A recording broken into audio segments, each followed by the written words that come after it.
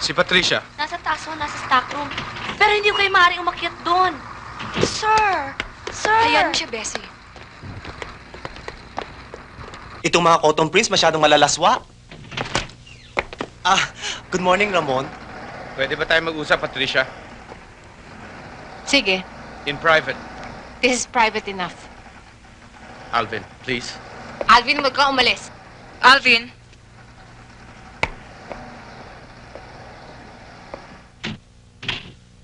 Okay. Ayusin natin to. Anong plano mo? Hindi kita maintindihan. Kung tungkol sa negosyo natin... Hindi tungkol sa negosyo. Alam ko na ang tungkol sa baby. Pag-usapan natin na mahusay ito, okay? Parang disenteng tao. Sige. I'm going to have the baby. Karapatan mo yan. Anong gusto mong gawin ko? Nagawa mo na. Umaasa ka pa bang ulitin mo uli? Akala ko ba pag-uusapan natin na mahusay ito? Matino naman ang sagot ko sa'yo, ah. Gusto mo ba ng settlement? Hindi ko kailangan yun. May pera rin ako. Okay, okay. Pakakasalan kita.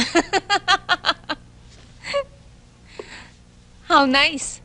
You wanna be a true gentleman. Sino may sabi sa'yo kailangan pakasalan mo ako para mabuhay ang baby na ito? What's wrong with you? Kung ibang lalaki yan, tinakbuhan ka na. Pero ito ako nagmumukhang...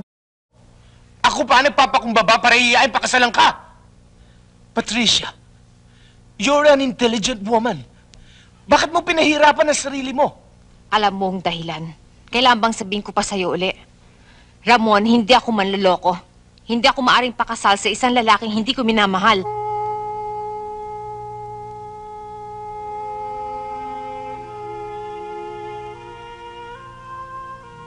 Now, Ramon, get out of this house.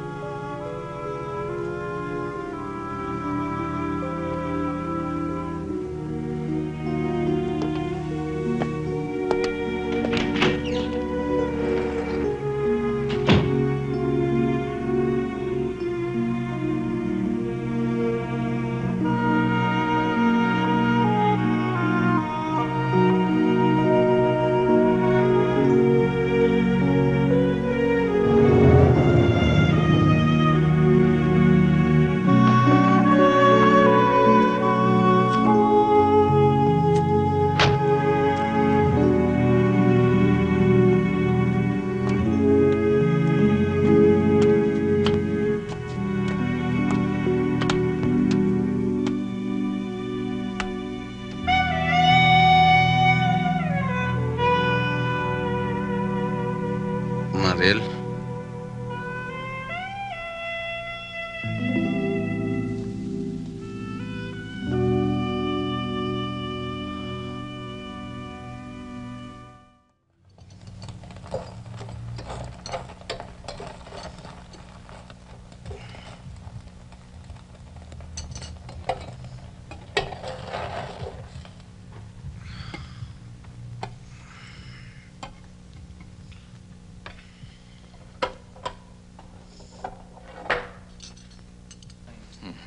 Good morning! Morning.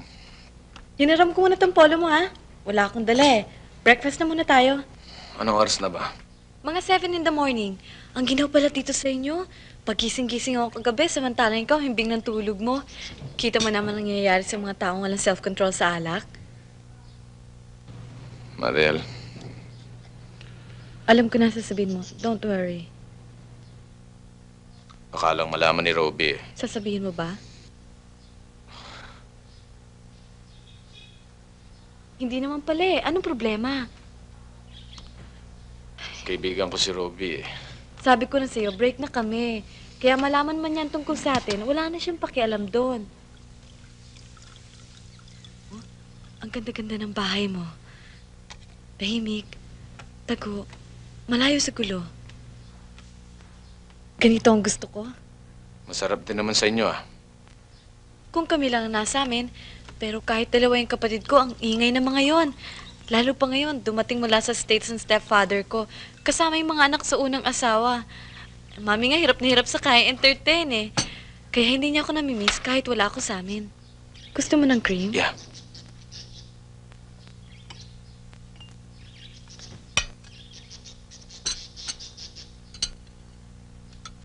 mamaya na ako pagkakain ko ng breakfast, ha? Huwag ka na muna umuwi. Dito ka na muna sa bahay hanggat gusto mo.